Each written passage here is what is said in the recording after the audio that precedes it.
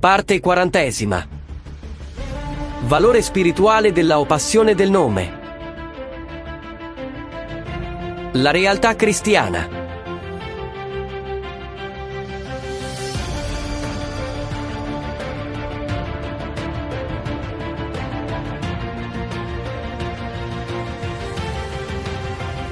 Dopo quanto ha insegnato San Paolo, il cristiano è sufficientemente ammaestrato nella prospettiva cristologica secondo cui la debolezza e la stoltezza di Dio sono forza e sapienza.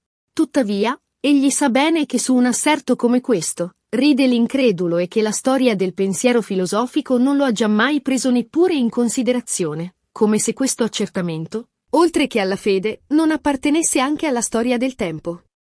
Comunque, quando si tratta di leggere questo principio nella realtà della vita e introdurlo nella propria storia, il credente misura con sbalordimento la distanza che esiste fra l'assenso mentale e la vera profonda imitazione di Dio. Ma, in una materia nella quale Dio ha scelto per collaboratori i profeti e la Vergine Maria, e che ha avuto per testimoni la debolezza di Pietro e lo scandalo di Saulo, non è questione d'andare alla ricerca dei deboli.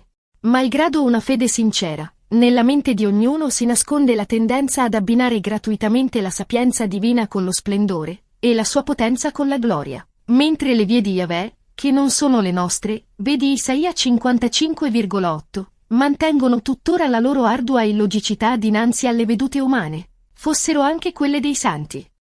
L'infinito silenzio creato dalla sua parola ne è una prova.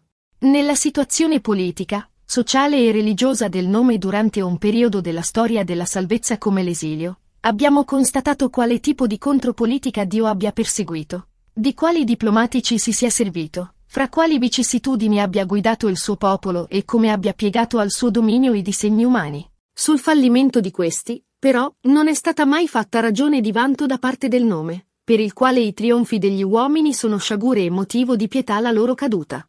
Il nome è salvezza, e, nonostante certo linguaggio, Yahweh non alza trofei sugli avversari abbattuti. Basta leggere il profeta Osea per toccar con mano la combattuta perplessità dell'ira divina. Yahweh che salva non è mai una vittoria sull'uomo, bensì una riconquista della sua creatura. Ora che la croce è venuta a sigillare la passione del nome, chiediamoci se tutto ciò non proponga al cristiano anche un orientamento di vita, una spiritualità. Riteniamo che, per non averla sufficientemente meditata, il giudaismo palestinese ufficiale si sia trovato impreparato all'annunzio del Vangelo della croce. Ne è da escludere che la difficoltà di dialogo con l'Antico Testamento, sperimentata dal cristiano, dipenda anche dalla sensazione di dover evitare il confronto della croce con le altisonanti promesse dell'Antico, dinanzi alle quali la croce potrebbe sembrare un incidente di percorso. Ma, come abbiamo potuto vedere, la passione del nome compare come una precisa linea profetica alla quale il Cristo si attiene con lucidità sin dall'inizio del suo ministero, rifiutando il regno propostogli dal tentatore e dalle folle, annunziando invece, e più volte, ai discepoli il suo esodo in Gerusalemme. Come tale, la passione del nome non è nemmeno una via superata dalla croce, né in concorrenza con la croce. Sul piano spirituale, la chiave di lettura per questo tipo di rapporto è ben sintetizzata dalla nota dichiarazione: ti basta la mia grazia. La mia potenza, infatti, si manifesta pienamente nella debolezza, dice il Signore a San Paolo, seconda Corinzi 12,9. Ma non basta averlo saputo, bisogna esserci dentro, poiché la passione del nome non è soltanto la verità teologica che siamo andati riscontrando, ma anche una condizione di vita, che esige una conformazione, una vera immersione. In questo campo i mistici, che ne sono stati i veri interpreti anche senza esserselo detto, purtroppo non ci aiutano, dato che, nonostante gli sforzi per conformarvisi, i loro taccuini, le loro testimonianze procedono per scorci, non seguono, né avrebbero potuto seguire, procedimenti logici. Al contrario, hanno escogitato tutti i mezzi per esserci, in modi a noi anche meno graditi. Ne ricordiamo una per tutti, Angela da Foligno.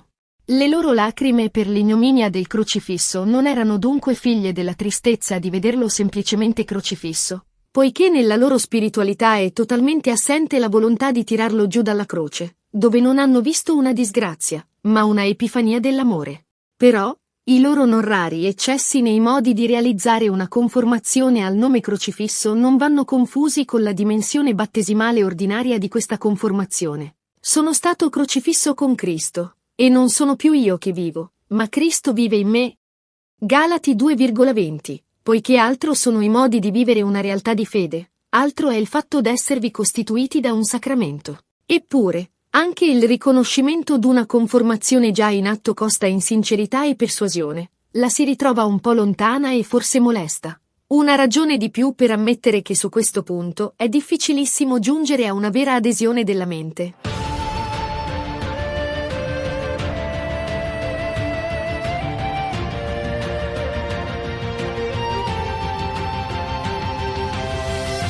Limiti e danni.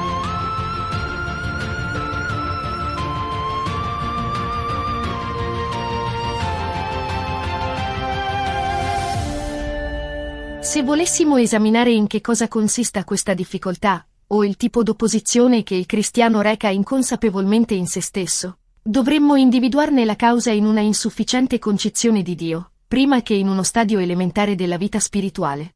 Non va tralasciato che la concezione cristiana della divinità presenta ancora oggi aspetti che in gran parte derivano da ciò che nella filosofia greca si è pensato e si è detto su Dio, dal V secolo a.C. al III d.C., insomma da Platone a Plotino. In tale ambiente culturale, talora, i cristiani hanno trovato i presupposti razionali su cui è stata innestata la riflessione sul dogma cristiano. Conosciamo già le epoche di questo dialogo tra fede e ragione, e viceversa, insieme con i noti successi.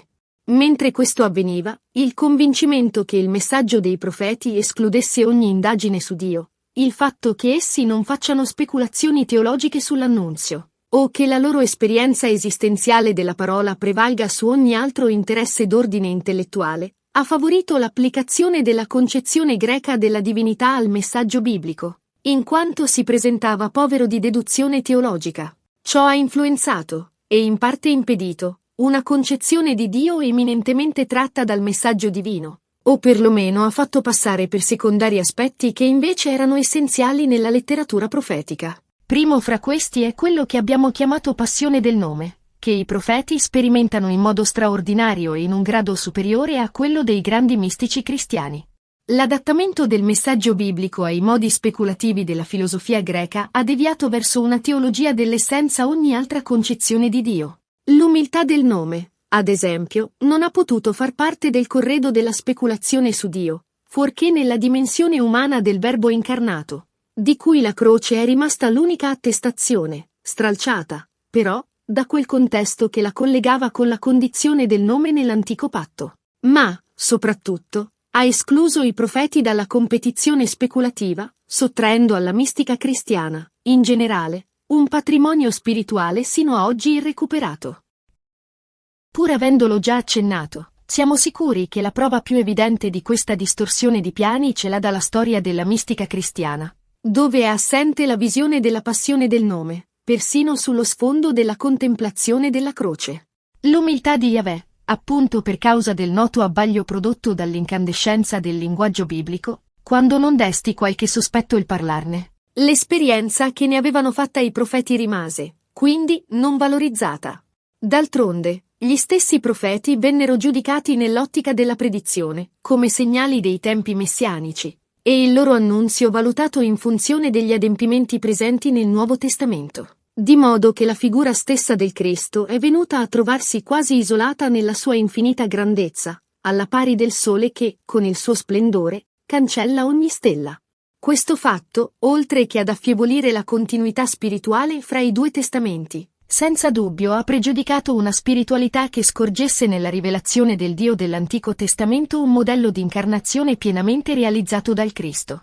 Anche a questo scompenso va addebitata la lontananza della persona del Padre dal fuoco degli affetti cristiani, la cui fiamma sembrerebbe tenuta viva solo dalla pietà verso la persona del Verbo fatto carne. Se invece volessimo ravvisare in questa passione del nome una delle più emozionanti opere dello Spirito Divino, come qua e là, suggeriscono i profeti, vedremmo illuminata da una luce teologica raddoppiata la testimonianza resa al Giordano sul Figlio del compiacimento. La spiritualità cristiana godrebbe d'una confidenza trinitaria completa. In tale quadro, Gesù apparirebbe non soltanto come il Messia promesso, ma anche come l'apparizione del nome nel mondo, al cospetto della superbia delle nazioni.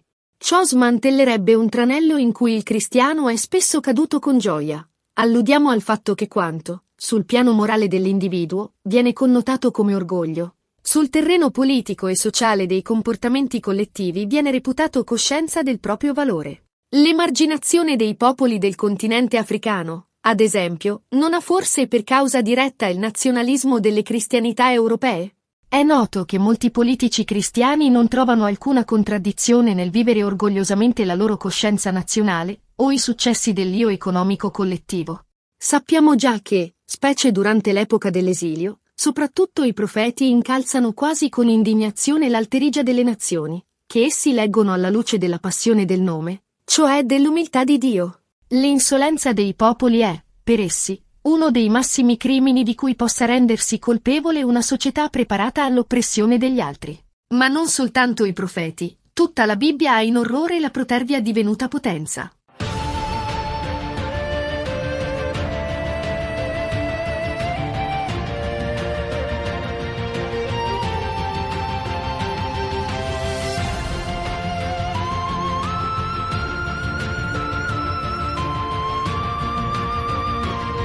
L'orrore della potenza.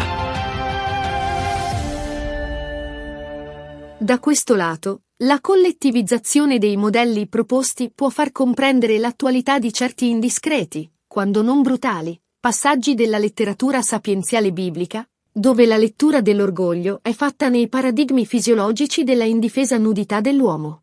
In questo campo, la sapienza biblica non ha mai perduto di vista la prima pagina del libro sacro. L'uomo è stato tratto dalla terra, e i suoi pensieri ne sono appesantiti. L'orgoglio, di qualsiasi tipo, ma soprattutto quello nazionale, è reputato arroganza della cenere animata dal soffio creatore di Yahweh. L'orgoglio, quindi, umilia Dio nella sua opera. La lingua ebraica non possedeva vocaboli specifici per designare la superbia, l'arroganza, l'orgoglio. Per indicarli usava il concetto di stoltezza, espressa con ben 3 termini, insieme con una buona scorta di sinonimi. Infatti, la spiritualità biblica scorge l'arroganza dell'uomo anche in un contegno incensurato in natura, come l'ottusità o l'apatia, eccettuato il caso in cui la stoltezza fosse attiva al punto da diventare protervia della mente, impietà, cioè un atto compiuto a mano alzata, numeri 15,30. La Bibbia propende a considerare ogni peccato dell'uomo una stoltezza. Già dal piano linguistico, dunque, si può arguire quanto poco l'Antico Testamento ami riconoscere all'uomo una particolare potenza nell'ordine dell'opposizione al nome divino. Per esso, tanto la tronfia prepotenza delle collettività quanto l'indifferenza personale, nelle sue più pacifiche e coltivate forme, non sono altro che espressione della stoltezza dell'uomo nei confronti del nome divino. Ora la nostra epoca, anche nei suoi momenti di pace, ci immerge in una civilissima cultura di questo tipo, quello della discriminazione del nome, metodica, riguardosa, molto attenta a non compromettersi con terminologie contaminate, come fede, mistero, anima, eccetera. Quando è in gioco la purezza degli ideali laicisti, e specialmente quando, nelle grandi ricorrenze civili, se ne vuole commemorare l'integrità, allora questi termini sono evitati con diligenza ambulatoriale. Nemmeno i grandi contagi odierni sono trattati con pari avvedutezza alla dogana dell'ipocrisia.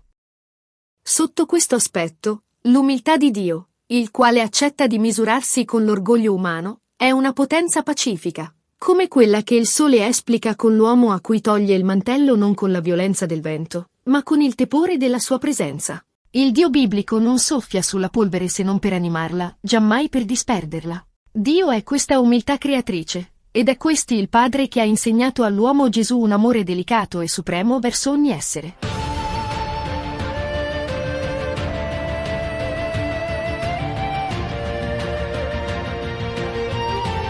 Nella Repubblica dei Nomi.